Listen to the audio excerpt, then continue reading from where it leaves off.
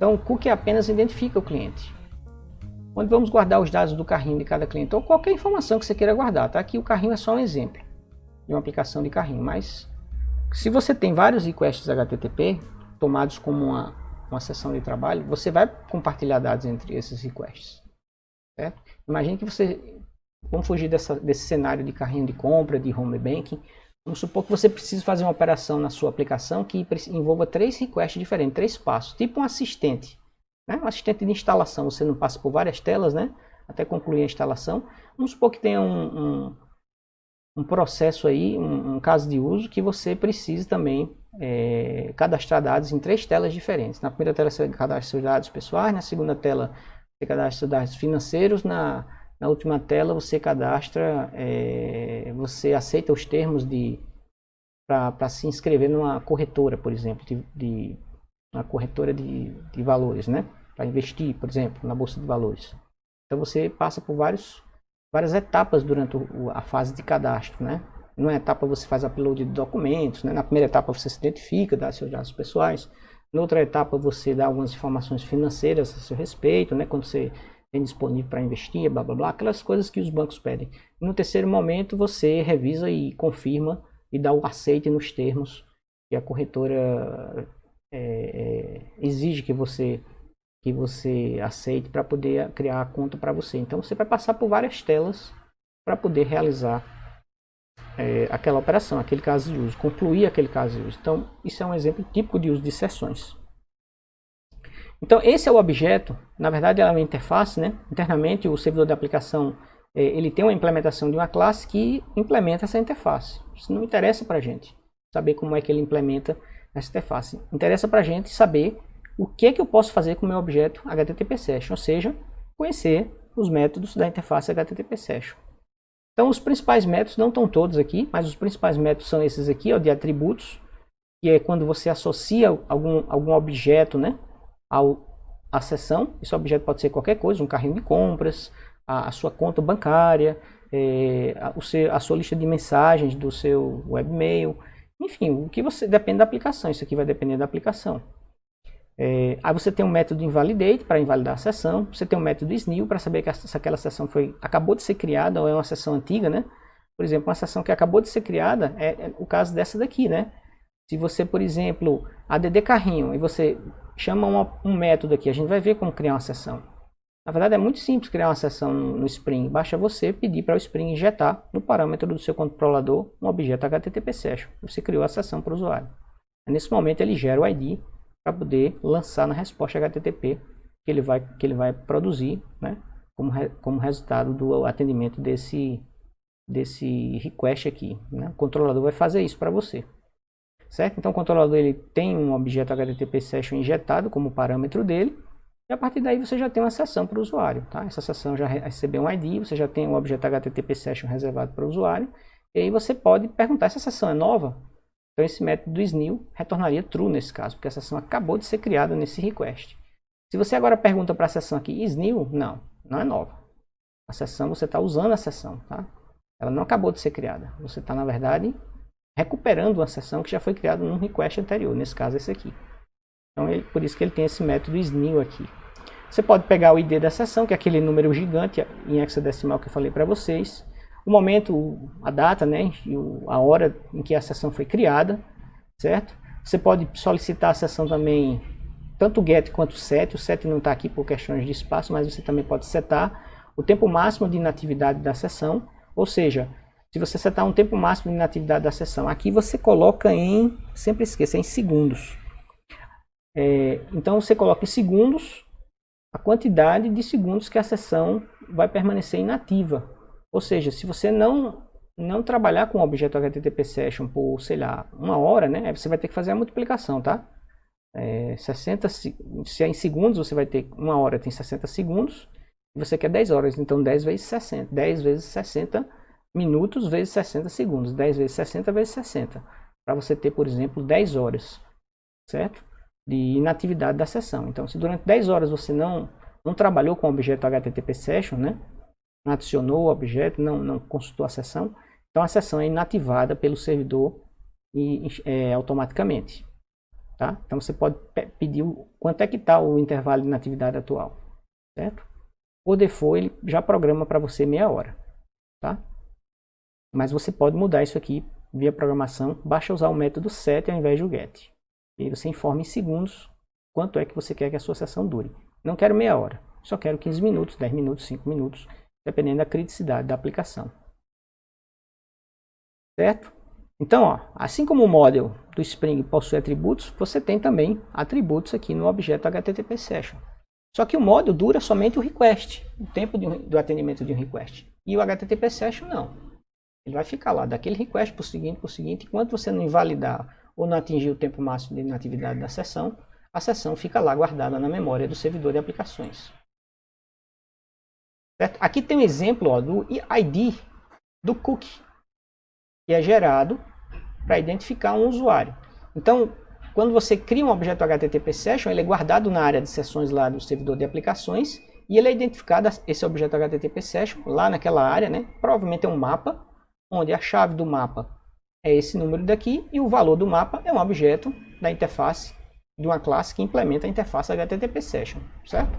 Então eu posso fazer o que com a sessão? Colar atributos nela e consultar informações da sessão, basicamente isso.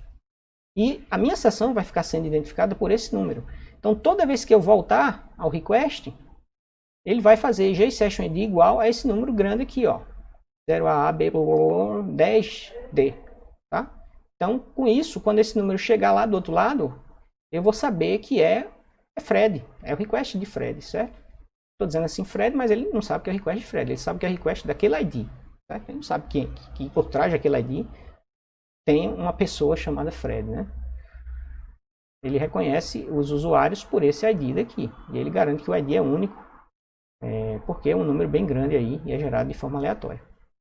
Bom, uma vez que você colocou informações lá na seção, como é que você acessa essas informações, por exemplo, nas suas páginas de TimeLeaf? A gente vai ver daqui a pouco um exemplo rápido de código. No outro vídeo a gente vai para o Eclipse, tá? Botar a mão na massa. Mas lá no TimeLeaf você também vai precisar acessar essas informações. De repente um controlador como esse daqui, ADD carrinho, né?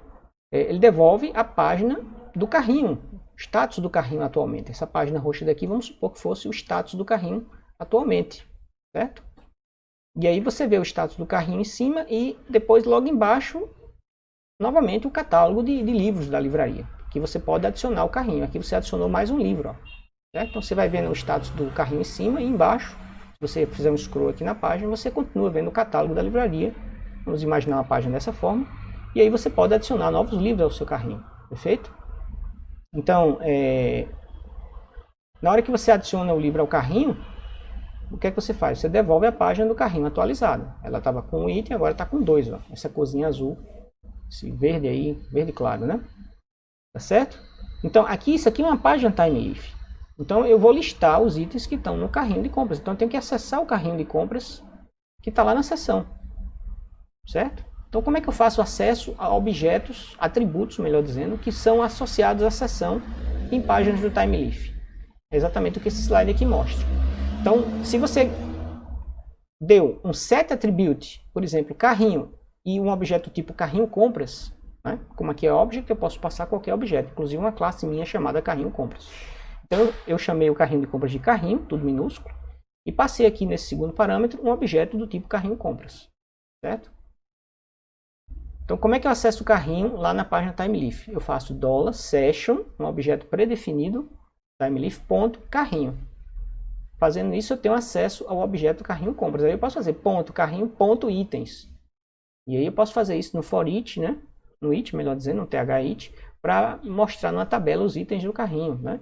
Eu posso, por exemplo, mostrar o valor total do carrinho fazendo session.carrinho.total. E aí imagine que eu tenho um método getTotal que soma todos os preços dos itens vezes a quantidade de itens para dar o total final da minha compra ali naquele carrinho, naquele momento, tá? Então isso aqui é um objeto predefinido e atributo é justamente esse nome que você usou aqui, ó, no método setAttribute do objeto HTTP Session, certo? Quanto é que esse objeto vai durar lá na sessão? Qual é o escopo, né? Isso aqui é justamente o chamado escopo de sessão. Ele vai durar enquanto a sessão estiver ativa.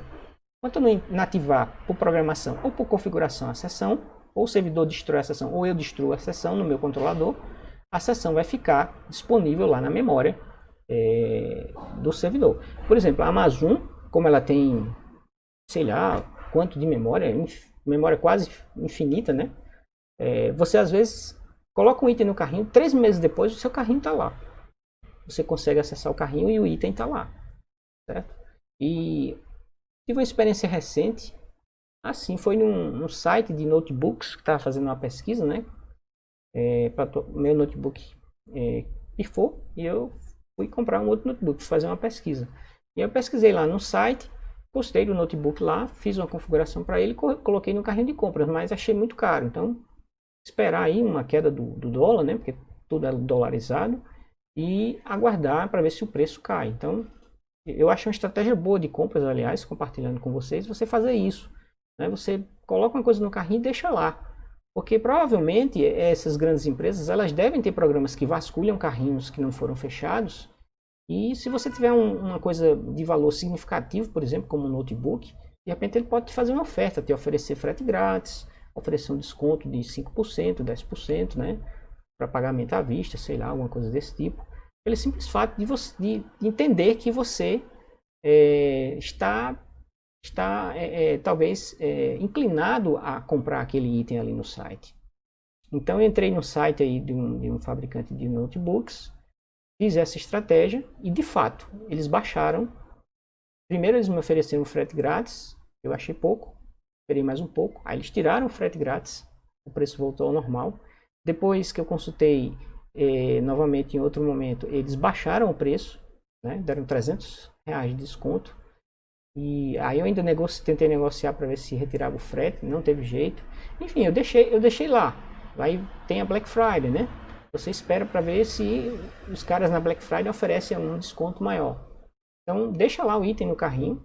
Essas empresas elas têm muita memória, tem muito servidor, muita capacidade de memória.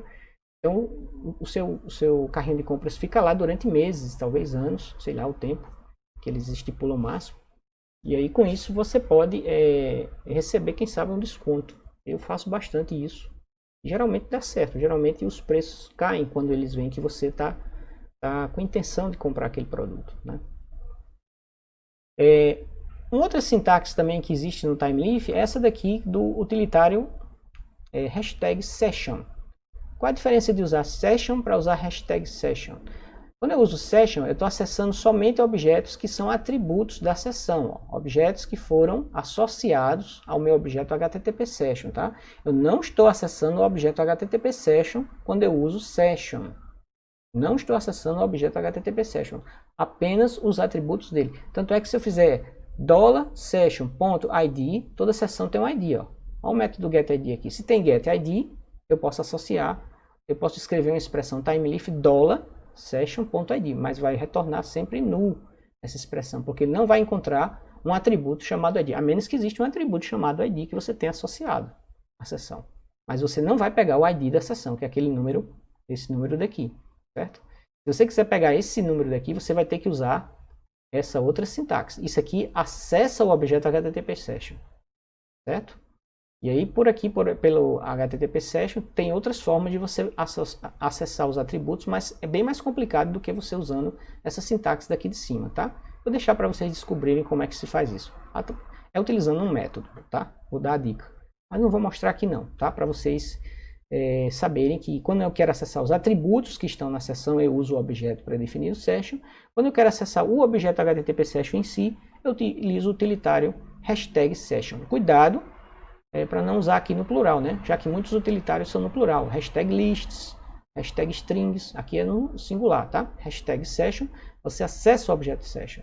Então você pode fazer, ó, aqui tá errado, né? Aqui é hashtag, não dá para consertar que tá em PDF. Então tá errado isso aqui, não tem esse hashtag aqui não, tá? É hashtag session.id. Tá? Então com isso você tá chamando esse método getID e esse método getID vai devolver para você o ID da sessão, que é algo parecido com esse número aqui gigantesco. Vamos a um exemplo de um código bem rápido. Eu não vou programar não, vou deixar para o próximo vídeo, para a gente encerrar aqui a parte teórica. E aí no próximo vídeo a gente põe a mão no teclado e vai para o Eclipse e desenvolve os demos de sessões e continua trabalhando naquela aplicação de bancária, Spring Banco, para a gente adicionar sessões no Spring Banco, certo? Para a gente ter, por exemplo, um usuário que acessa a sua conta e o outro usuário não possa fazer crédito e débito na conta do primeiro e vice-versa. Então a gente vai ter uma página de login, né, e tudo mais. Vamos fazer um refatoramento interno lá na aplicação para poder adicionar a sessão. Então vejam só. Então aqui eu tenho uma classe chamada usuário controller, né, acessada a partir do path usuários, e eu devolvo um formulário. Esse formulário, ó, é login e senha, tá? É um exemplo de login, tá? Então eu tenho um login e senha. O objeto usuário é esse aqui, ó, ele tem somente duas propriedades, login e senha, bem simples, dois strings, login e senha. Então esse método aqui devolve o formulário, que é esse aqui. Se o código dele aparece sim, tá aqui, depois eu mostro. Mas basicamente é um formulário de login. Então o controlador usuários/form devolve o formulário e o do login faz o login do formulário. E aí como é que eu faço para trabalhar com sessões? Eu injeto um objeto HTTP session nos parâmetros do meu método controlador. Então quando eu quiser fazer login, isso aqui vai estar no action do meu formulário, né? Vamos ver aqui, ó. Então, no action do meu formulário eu tenho, ó, arroba, né? Uma URL de uma expressão de URL do TimeLeaf, arroba login. Então isso aqui vai acessar, né? Como essa página está dentro de uma pasta chamada usuários, eu não preciso botar aqui usuários, mas eu poderia também fazer /usuários/login aqui nessa URL, e entenderia, tá? /usuários/login também funcionaria aqui, mas somente login também funciona, porque essa página está dentro de uma pasta chamada usuários, certo? Então eu insiro aqui, ó, um parâmetro e aí o Spring vai injetar um objeto HTTP Session para mim. Esse objeto HTTP Session já vai ter um ID, né? Já vai ter sido gerado um ID para mim. E aí quando eu devolver a página, tá? Vá para a página logado, né? Certo? Então eu terei uma sessão criada para mim, porque na hora que ele der esse return aqui, ele vai processar essa página login e na resposta HTTP ele vai enviar o cookie para o navegador. Então vejam como é simples trabalhar com sessões. Apesar de toda aquela teoria de cookies e tudo, a programação é simples demais. Você injeta um objeto HTTP Session e aí o que você faz? Você coloca o usuário, depois que você viu que o login bate com Fred e a senha bate com 23, né? Esse login aqui está muito fajuto. Mas, enfim, aqui eu usaria acesso a um banco de dados, pegaria o usuário, né? Criptografaria a senha que eu recebi do formulário, compararia com a senha que está gravada criptografada no banco, né? A gente vai ver tudo isso aí na aplicação Spring Banco. E aí compararia, usuário é fulano e a senha bateu. Então eu coloco na seção um objeto chamado usuário, que é esse objeto usuário aqui, tá? Que eu recebi do formulário, né? Que vai ter login e senha. Pus na seção, ó, como um atributo chamado usuário e vou para a página login, né? A página login seria a página logo depois da página de login, né? Pode ser a página dashboard, a página home, enfim, depende da sua aplicação. Se deu erro, então eu redireciono para form, certo? Então eu volto aqui para form, ok? E usei também o redirect attributes aqui, ó, para poder a mensagem aparecer no formulário, certo? Já que eu estou usando redirect aqui, eu tive que usar flash para poder passar a mensagem para a página seguinte com o redirect. Então a ideia é essa, eu tenho aqui o formulário, eu digito um login e uma senha, se conferir a senha, essa aqui seria a página logged, tá? E aí observem que eu acesso, ó, o objeto que estava na sessão, tá? Certo? Então essa página tem acesso aos objetos da sessão. A página logged é essa daqui, ó. Olha só como é que eu acesso o objeto na sessão. $session usuário.login, certo? Parabéns, login com sucesso. Na verdade essa página não estava nada. Usuário logado com sucesso, aqui eu mostro depois o usuário e a senha. Então essa página está diferente dessa daqui, né? E está faltando também a parte de logout. Então não está batendo. Isso aqui não é essa página daqui não, tá? Está diferente aqui. Falha aí dos slides. Mas imagine que ela tivesse aqui dentro desse formulário, ou um outro formulário com esse link aqui, ou então um link normal mesmo, né, que apontasse para o controlador logout. Vejam que dentro do meu controlador usuários, eu tenho também um método do logout. Tenho do login, faça logout. Com a URL usuários/logout. Então eu posso colocar um link normal aqui nessa página, logged, né? Com o texto sair, né? É sair o texto? Não, logout. O texto com o texto logout e com a URL apontando simplesmente para barra usuários, barra login. Eu colocaria um href, né? Nesse elemento A, âncora, que cria um link, e faria o logout, certo? E aí ele acessaria esse controlador aqui do logout. E aí o que eu faço no do logout? Eu simplesmente invalido a sessão, eu injeto a sessão, ele vai injetar a mesma sessão que ele criou aqui, tá? Ele vai procurar, eita, esse usuário quem é? Então vou pegar a sessão dele, baseado no ID do cookie que ele recebeu do request, desse request aqui por logout. Lembre-se que todo request subsequente à criação da sessão, ele vai enviar o cookie. E aí eu recupero exatamente a sessão com aquele ID, certo? Essa sessão daqui vai ser a mesma que eu criei aqui em cima, quando eu fiz login pela primeira vez. E aí essa sessão daqui eu vou invalido, tá? Se vocês quiserem confirmar realmente isso, podem digitar esse exemplo aqui, a gente vai fazer isso na próxima aula, vamos fazer essas experiências. Então, system.out.println session.getID, tanto aqui quanto aqui, vocês vão ver que vai bater o ID da sessão, né? Você coloca aqui, ó, system.out.println fez login, aí 2 pontos, session.getID.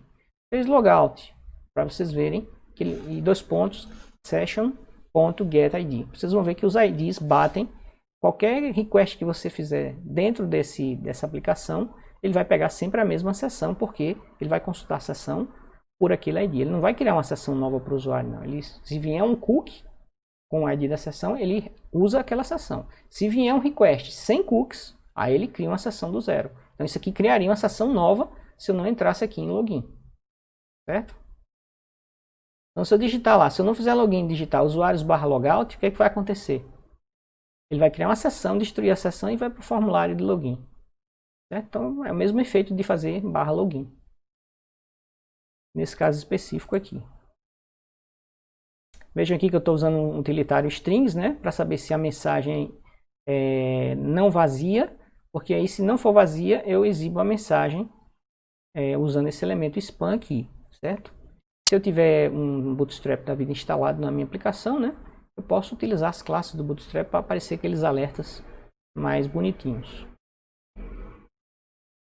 Então, se você informar um login sem inválidos, você volta para a página de formulário com a mensagem de erro. Se você se logar com sucesso, parabéns, Fred, login com sucesso. Agora sim, essa página está parecida com a página logged aqui, ó. Cadê ela? Essa aqui, ó. Parabéns, Não foi falha nessa parte daqui, né? Na verdade, essa parte aqui ela está certa por ter esse logout, né? Faltou o logout aqui para eu sair da aplicação. Mas isso a gente vai ver no próximo vídeo, quando a gente fizer umas experiências aqui de sessões utilizando o Eclipse. Aqui tem mais alguns métodos da interface HTTP, exatamente o que eles fazem, né? Deixa eu aí para vocês darem uma lida. A maioria dos métodos aí, raramente você vai usar esses métodos. O invalidate aqui. E os métodos de atributos são, sem dúvida nenhuma, 90% da atividade que vocês vão usar com a interface HTTP Session. Certo? Eu tinha falado para vocês que a configuração da sessão, do tempo de inatividade da sessão, podia ser feito por programação, né? Que é exatamente esse método aqui, ó, set max inactive interval. E aí você passa o tempo em segundos. Tá? Se você quiser 5 dias, você vai ter que multiplicar 5 vezes, um dia tem 24 horas, vezes 24, uma hora tem 60 minutos, um minuto tem 60 segundos. Então 5 vezes 24, vezes 60, vezes 60. Tem que fazer essa continha aqui para passar em segundos o tempo máximo de inatividade da sessão para ser 5 dias. Se você quer 3 horas, você vai fazer 3 vezes 60 vezes 60. Certo? Então vai ser esse valor aí, tempo máximo de inatividade, 3 horas. Ou se você quiser que todas as suas sessões, tá, dessa aplicação, para qualquer usuário, durem, por exemplo, somente 10 minutos ao invés dos tradicionais 30, que é o default, você pode fazer isso por configuração. Então, lá no arquivo web.xml, que é esse arquivo aqui, você cria essa tag session config e session timeout, e aí especifica o tempo em minutos. Atenção, hein? Tá aqui destacado, ó, em minutos. Não sei porque eles fizeram isso. Aqui na programação, por programação, é em segundos, e aqui é em minutos. Então aqui são 10 minutos. Então o menor tempo de inatividade que você pode botar em uma sessão é 1 minuto. E aqui você pode colocar 1 segundo, o que é uma sessão ridícula, né? A sessão é criada, 1 segundo depois ela é destruída. instantaneamente pelo servidor. Certo? Se você botar uma sessão de 10 segundos, você tem que ser super rápido. Parece aqueles filmes de Missão Impossível, né? Você tem 20 segundos para acertar a senha lá de um determinado cofre. Bom, pessoal, então ficamos por aqui. No próximo vídeo a gente vai fazer algumas experiências usando sessões, né? Vamos digitar esse exemplo aí do login, que é um exemplo básico. Vamos fazer algumas modificações no exemplo para a gente aprender um pouquinho mais sobre sessões.